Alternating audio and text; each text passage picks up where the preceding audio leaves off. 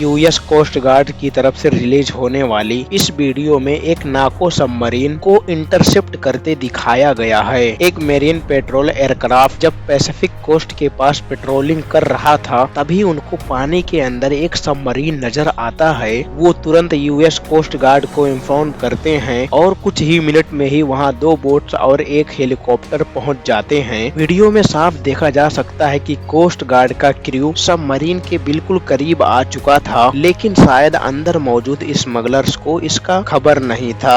आखिर में ऑफिसर्स ने जबरदस्ती सबमरीन का लैच खोला और अंदर मौजूद स्मगलर्स को अरेस्ट कर लिया। इस नार्को सबमरीन में 3000 केजी कोकीन मौजूद थी जो साउथ अमेरिका से यूएसए तक खामोशी से लाई जा रही थी। ये उस 200 नार्को सबमरीन्स में से एक थी जिनको अथॉरिटीज ने 2006 से 2025 तक कैप्चर किया है, पर ये तो सिर्फ वो थी जो पकड़ी गई। यूएसए में हर साल तकरीबन हजारों सबमरीन इलीगल ड्रग्स पहुंचाती हैं और किसी को कानो कान खबर नहीं पड़ती। नाको सबमरीन कैसे काम करती हैं, इन्हें पकड़ना क्यों मुश्किल होता है और आखिर इन्हें बनाया कहाँ जाता है। हेलो दोस्तों, ड्रग स्मगलिंग एक ऐसा अपराध है जिसके रोक टोक में हर कंट्री हर दौर में अलग अलग इरादे बनाते आई है और नए नए तरीके से ड्रग्स स्मगलर को पकड़ने की कोशिश की जाती है। लेकिन इतने कोशिश के बाद हम देखते हैं यूएसए और यूरोप के कई मुल्कों में अभी तक इसे 100% रोका नहीं जा सका। इसके सबसे बड़ी वजह ये है कि बड़े बड़े ड्रग कार्टेल्स अपने आप को एंटी ड्रग फोर्सेस से हमेशा 2 कदम आगे रहने की कोशिश करते हैं। शुरुआत से ही South America illegal drug mafia का गढ़ रहा है और इसकी वजह है यहाँ का यूनिक क्लाइमेट जो कोका प्लांट की पैदा करने के लिए सबसे परफेक्ट है। फिल वक्त दुनिया में सबसे ज्यादा कोकेन की पैदावार कोलंबिया में होती है। यूएसए में पकड़ी गई 90% कोकेन का ताल्लुक कोलंबिया से बताया जाता है। इसके बाद फिर आता है पेरू और बोलिविया। ये तीनों साउथ अमेरिका कंट्रीज हैं और इन्हीं को ही कोकेन इंडस्ट्रीज का गोल्डन ट्रायंगल या इंडियन ट्रायंगल समझा जाता है। पूरी दुनिया में जितनी भी कोकीन है उसका 99.5% हिस्सा इन तीनों कंट्रीज में ही प्रोड्यूस होता है, इन तीनों सिटीज में ही प्रोड्यूस होता है। अब साउथ अमेरिका से इन ड्रग्स को सेंट्रल अमेरिका, यूरोप तक लेकर जाने के लिए अलग अलग तरीके इस्तेमाल होते रहते हैं। 1960 में जब सिक्योरिटी कम होती थी तो लोग अपने लगेज में ही डालकर नॉर्मल पैसेंजर प्लेन में इसे सेंट्रल अमेरिका और यूरोप तक लेकर जाते थे। फिर जब सिक्योरिटी बढ़ने लगी तो पानी के रास्ते अपनाए गए, पर क्योंकि स्मगलिंग में प्रॉफिट मार्जिन बहुत ज्यादा होते हैं, खासकर अगर प्रोडक्ट इलीगल हो, तभी ड्रग्स माफिया ने 1980 के दौरान छोटे सेशन जहाजों का इस्तेमाल भी किया। इन जहाजों को कोलंबिया से उड़ाकर कैरेबियन के छोटे आइलैंड जैसा कि नॉर्मेंस या फिर सेंट्रल अमेरिका के जंगलों के बीच बनी एयर स्ट्रिप्स पर उतारा जाता था।